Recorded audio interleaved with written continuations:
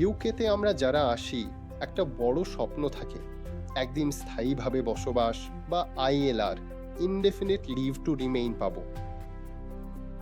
অনেক সময় দেখা যায় মানুষ স্টুডেন্ট ভিসা, তারপর পোস্ট স্টাডি, এরপর ওয়ার্ক ভিসা, এভাবে একাধিক ভিসা পরিবর্তন করে 10 বছর পুরো করেন। উদ্দেশ্য একটাই, 10 বছর লিগ্যাল রেসিডেন্সি দেখিয়ে একসাথে স্থায়ী হওয়ার জন্য আবেদন করা। কিন্তু ইদানিং ইউকে সরকার ইমিগ্রেশন নিয়মে অনেক পরিবর্তন আনছে। আর এই আলোচনা শুনে অনেকের প্রশ্ন, ভাই, এই 10 বছরের লং রেসিডেন্সি রুট কি আর থাকবে না? আজকে খুব সহজভাবে গল্প আর উদাহরণের মাধ্যমে আসল ব্যাপারটা বোঝার চেষ্টা করব। মনে করুন আপনি এতদিন একটা প্রতিযোগিতা খেলছেন, যেখানে নিয়ম ছিল আপনি মাঠে 10 বছর টিকে থাকতে পারলেই বিজয়ী। আপনি ভালো খেলেছেন কি খারাপ খেলেছেন সেটা বড় কথা নয়, সময় পার হলেই কাজ শেষ। বর্তমান 10 বছরের লং রেসিডেন্স রুটটা ঠিক তেমনই ছিল। আপনার বিভিন্ন ভিসা থাকুক, কিন্তু মোট 10 বছর যদি আপনি দেশে আইনিভাবে থাকেন, তাহলে স্বয়ংক্রিয়ভাবে আপনি আইএলআর পাওয়ার যোগ্য হতেন। কিন্তু ইউকে হোম অফিস এখন একটা নতুন নিয়ম আনতে যাচ্ছে, যেটার নাম দিয়েছে আর্নড সেটেলমেন্ট। সহজ ভাষায়, এখন আর শুধু সময় পার করলেই চলবে না, আপনাকে স্থায়ী নাগরিকত্ব অর্জন করে নিতে হবে। সরকার বলছে 10 বছরটা বেস লাইন বা মূল সময় থাকবে ঠিকই, তবে সঙ্গে আপনাকে কয়েকটি শর্ত পূরণ করতে হবে। 1. নিয়মিত ট্যাক্স বা ন্যাশনাল ইন্স্যুরেন্স দিয়েছেন কিনা। 2. ভালো ইংরেজি জানেন কিনা, B2 বা C1 লেভেল। 3.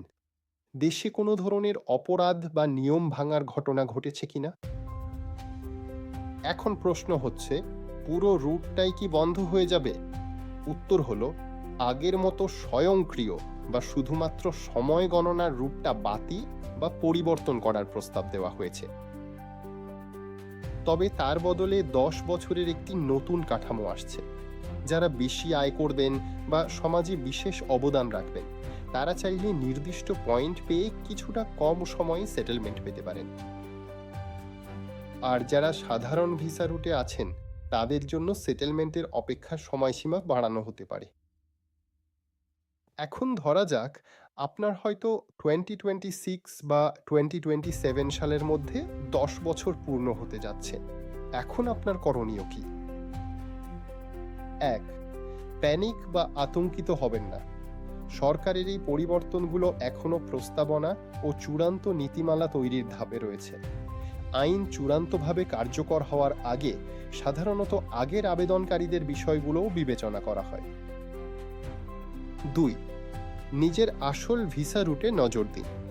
আপনি যদি স্কিল্ড ওয়ার্কার বা অন্য কোনো নির্দিষ্ট স্থায়ী রুটে থাকেন, তবে 10 বছরের লং রেসিডেন্সির ওপর একক নির্ভর না করে সেই নির্দিষ্ট ভিসার শর্ত পূরণ করা বেশি নিরাপদ। 3. প্রস্তুতি সেরে রাখুন। ইংরেজিতে নিজের দক্ষতা বজায় রাখুন এবং লাইফ ইন দ্য ইউকে টেস্টটি সুযোগ বুঝে দিয়ে রাখুন। সংক্ষেপে বললে, 10 বছরের মধ্যে ইউকেতে স্থায়ী হওয়ার পথ বন্ধ হচ্ছে না, তবে শর্তগুলো আগের চেয়ে কিছুটা কঠিন বা পয়েন্ট ভিত্তিক করা হচ্ছে। আপনি যদি এই মুহূর্তে কোনো জটিলতায় থাকেন, তবে একজন রেজিস্টার্ড OISC সলিসিটরের সাথে আলোচনা করেই সিদ্ধান্ত নেওয়া সবচেয়ে ভালো হবে। আজকের এই সহজ ব্যাখ্যাটি আপনার কেমন লাগলো? কমেন্টে আপনার মতামত জানান, আর ভিডিওটি আপনার বন্ধুদের সাথে শেয়ার করুন যারা ইউকে ইমিগ্রেশন নিয়ে দুশ্চিন্তায় আছেন। ধন্যবাদ।